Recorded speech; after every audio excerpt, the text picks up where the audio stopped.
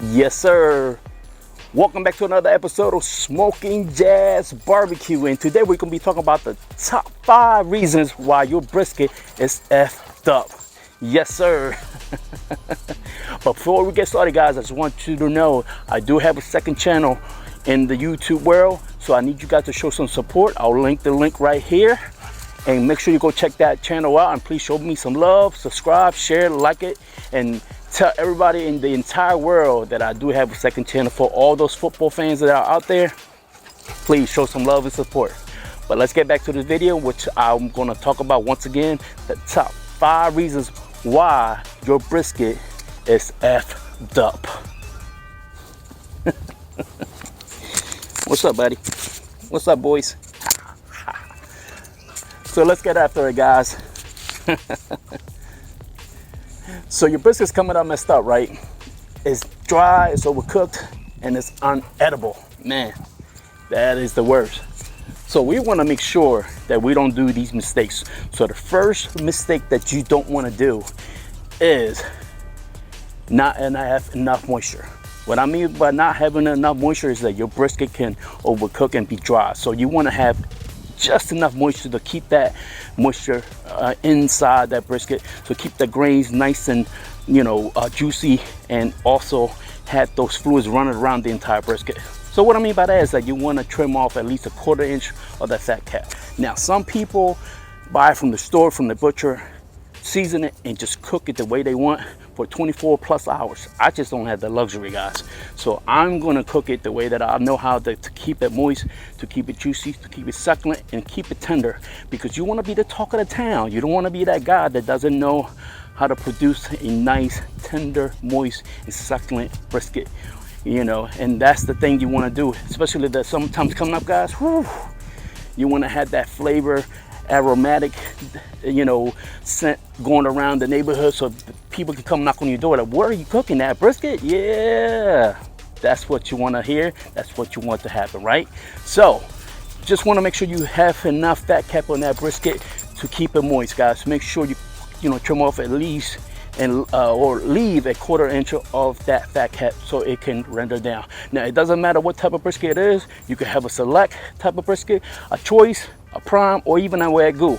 It doesn't matter. You want to make sure you have enough moisture in that brisket to make sure it doesn't overcook and it doesn't dry up on you. Now it doesn't also matter whether you cook it fat cap side down or fat cap side up. It does not matter. You want to make sure that you cook it with some fat in it, because why? Fat equals flavor. Yes, sir. Now the other thing you want to also make sure you have is to identify where the grains are running, meaning that if the grains are running this way, you want to cut against it once you finish cooking it and let it rest, and then when you slice it up, you want to cut against the grain. So in order to identify the grains, you just see where the grains are going. Either direction, it doesn't really matter. You just cut against it. Now some people are not for this particular method, and some people are for it. So it doesn't matter. It depends on what side of the coin you are, and it doesn't really matter.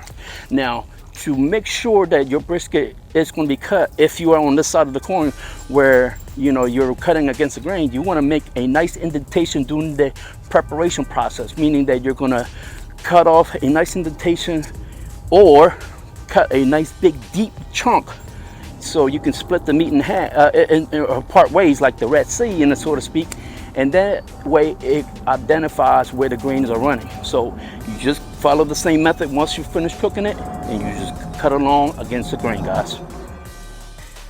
Reason number 2, the seasoning flavor profile aspect of a brisket is very, very crucial. It's no way that you can have a beautifully cooked brisket and not have a seasoned bite, or or you just tasting it and it just tastes bland. Oh man, that is the worst. So you gotta have enough bold seasonings to flavor that brisket up, guys. Yeah, some people don't believe in all these other spices, and some people don't even care about these other spices. Some people will cook a brisket just the way it is and season it at the end. I'm not that guy. And if that's the person you are, you can turn off this video right now. that this is not your video to watch.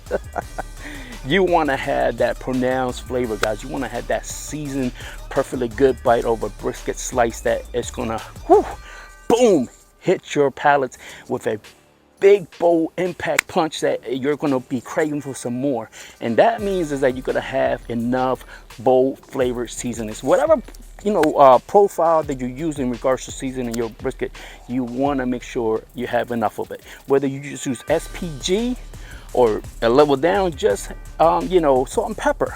In case you don't know what SPG means, it's just salt, pepper, and garlic. But guys, you can add other spices to it. You can even inject if you like, just to make sure that, and what I mean by inject is you can inject beef broth, beef consomme, bone broth, beef bone broth, stuff like that, in order to flavor that brisket up if you like. The more the flavor, the more the better the brisket's gonna be, guys. Whew, I can't stress that enough. Now, one thing that some people do, and I see all the time, and I used to do this, is use binders. I don't use binders anymore. After years of cooking and barbecuing, binders serves no purpose whatsoever. It's a waste of money, it's a waste of time, and it's a waste of step in order to produce briskets that are perfectly cooked. Some people swear by it. I'm not that guy. Some people use yellow mustard, some people use oil, some people use hot sauce, some people use Worcestershire or Worcestershire, whichever side of the coin you're on, however you pronounce it, or as my man Meat Cream says, wort sauce. But nonetheless, guys, it doesn't really matter. You can add water, and that's what I use as a binder. The flavor profile that you use, the seasoning you're going to use, the spices you're going to use, once you sprinkle it down, and make sure that you never ever rub, you just want to pat your seasonings down and adhere to the meat. That's all you need. That's all the flavor profile in regards to that binding agent that you need is water, moisture. That's all you need. That's what the binders is. It's to glue the spices onto your brisket. So reason number 3, it doesn't matter in the world of barbecuing, smoking, or cooking. You gotta make sure that your temperatures are at where they need to be to cook whatever you're cooking. Whether you're frying an egg, baking a cake, or barbecuing in this instance, in regards to smoking, you gotta have the right temperature. So what I mean by right temperatures, I should say, is that you wanna cook your brisket either nice and slow or hot and fast. So it doesn't really matter how you cook it. You wanna make sure you select the right temperature and cook it all the way through. That is one of the key factors to making sure your brisket's gonna come out nice and moist and juicy and done. Not overcooked, and not under seasoned as well, as I stated in the other 2 reasons. So you want to make sure that you cook it at at the correct temperatures. Some folks like to cook it nice and slow, where they keep it at a 225 level or 275. You can keep it nice and slow. Some people cook it nice and hot and fast, where they keep it at a 400-degree temperature and cook it real fast till they get to that certain point where they need to pull it off. It doesn't matter how you do it, guys. You just want to make sure you keep the right temperature, and it depends on your smoker, depends on your grill, depends on what you're using. I can't tell you which temperature is best for your select smoker, grill, or cooker, whatever you're using. You can even cook it in the oven at 300. It doesn't really matter. But the point is, you want to make sure you have the right temperatures. Now, if you are using a offset smoker, a wood pellet smoker, or even a Weber kettle, you want to select the right profile flavors in regards to the woods that you're going to be using. So meaning that you want to choose something like a hickory type of wood, a mesquite, or an oak, something that's going to be pronounced, so it's going to be bold, something that's going to get that impact of additional flavor profile or layer of profile added on top of that brisket. That's one of the key things to making sure your brisket is going to come out just as the right temperature with that bark. Whew. The deeper the bark, the more smoke you're going to have, guys. So speaking of that deep bark flavor from smoking it and from having that smoke profile, where it leads up to reason number 4, man. The deeper the bark, the deeper the flavor is going to be of that smoke profile. So now, guys, the main thing is that in order to keep that smoke from adhering to that brisket, you gotta spritz it, meaning that you gotta keep that moisture on top of that fat cat that's gonna render down. So what I mean by that is that you can use apple juice on a spritzer, you can use water, you can use apple cider, you can use grape juice, you can use pineapple juice, whatever you like. You can even use beef broth and flavor up the way you like it, guys. It doesn't really matter. You do it the way you want to do it. But in order to make sure that smoke flavor adheres to another layer of profile for that brisket, you got to keep it moist from the bottom, from the top all the way to the bottom. And you got to rotate that brisket to make sure that it cooks evenly. That's one of the most important things, which leads up to part B, which a lot of people, including myself, do all the time. We open up the lid and we peek to see where is it at, right? And we have to do that. However, when we have a tendency of opening up the lid more than necessary, it's gonna do one thing, and it's gonna drop your temperatures, and it's gonna do another thing, which is gonna have that smoke flavor escape out into the air. That is crucial, guys. So we want to minimize the amount of times we open that lid. Now we got to time it and be proactive in regards to when we're going to open the lid, for what purposes are we going to open the lid, besides looking at it and besides checking the temperature, besides spritzing it, to make sure that we're cooking it evenly and thoroughly, and making sure that everything is going to adhere from that smoke flavor to add another layer or profile of that flavor to that brisket. Whew. I'm getting hungry just talking about this, guys. So we got one reason left, which is number 5. Man, if you had caught up from the first reason up to now, or the top 4 reasons that I have stated so far, this is the most important, crucial subject of all, which is the amount of hours you cook in your brisket. I can't tell you how many hours your brisket is going to cook from start to finish. I can't determine that. I can't predict that. Even when I cook my briskets, I can't tell. I have a ballpark figure of what to do, but I can't tell, meaning that I have to babysit my brisket. So some people who have events, some people who have parties, or some people who are in a rush to cook their brisket, and they don't have enough time in their set day to cook that brisket, it's going to come out short, which means is that your brisket is not going to be done, which means is that your brisket is not going to be flavorful. It's going to be tough. It's going to be hard to chew, because you didn't have the amount of time, or allow the proper amount of time to cook it. Don't forget, guys, the second part of cooking that brisket is also to let it rest. Whew. You gotta let it rest as much as possible. A minimum of 2 hours is my opinion. Some people will let it rest for half an hour, and then cut it. Your brisket is just gonna be screwed up at that point, because you're gonna let all that flavor, that juice, and not allowed to circulate back into that brisket. Because once the brisket is cooking, all those fluids that are inside that brisket, that meat, that are running through the grains, that are all over the place, you got to give them time to settle down, to flavor every part of that brisket.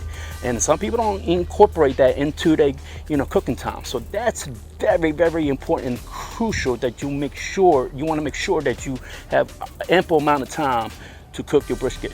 And if you have a 10-pound or more brisket, just want to make sure you have ample amount of time.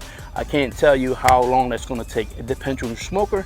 It depends on the flavor profile. It depends on the weather. Everything plays a factor in cooking a brisket. So those are the things that you want to make sure that you're doing properly and not incorrect. Now, once you finish cooking the brisket, some people wrap it, some people don't. You can use butcher paper if you wrap it, or you can use aluminum foil if you wrap it, or you can just keep it at in the grill or the smoker and just cook it all the way through. Now keep in mind, guys, the other thing that is going to be a factor to your cooking time is the stall. Oh man, this is the worst part of cooking a brisket, in my opinion, which is the stall. Sometimes it stalls around the temperature of 160, 165, or sometimes even below that. I had a stall around 147 at one point. I remember that like a few weeks ago when I was smoking a brisket, and it took a long time to punch through that stall. And guys, that's going to be a time frame aspect that you got to add that part onto your cooking time. So, which means is that, you know, in order to punch through that stall is to allow it to finish, allow it to cook. That's the most simplicity of cooking a brisket. The only remedy, you know, you can turn up the temperature, but you're risking of overcooking it and drying the brisket up. Yes, you can. It can happen. So you just got to have patience. Hey, sit back, watch a game, or open up some cold brews and just relax and get on social media, watch a movie, whatever. Just make sure that you're punching through the stall. Now, the most important thing that a person can not have is a thermometer. A thermometer plays the biggest role of cooking any type of barbecue food, any meats, anything.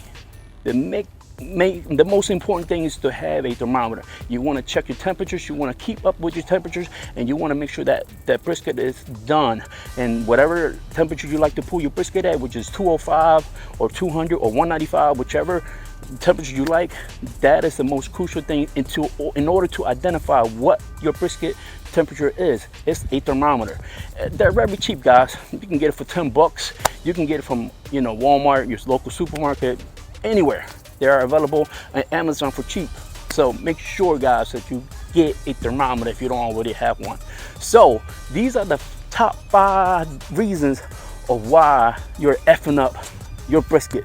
So hopefully this video help you identify what steps or crucial steps that you're doing wrong in order to identify them and correct them to make sure your brisket comes out, as I always stated in the entire video, which is juicy, succulent, tender, and moist and flavorful, with that powerful impact of those bold flavors that's going to hit your palates and make sure that you're going to want some more, guys. So I hope you enjoyed the video, and don't forget to share this video, like, subscribe, and tell everybody that I am back. And don't forget, guys, make sure you go show support on my second channel.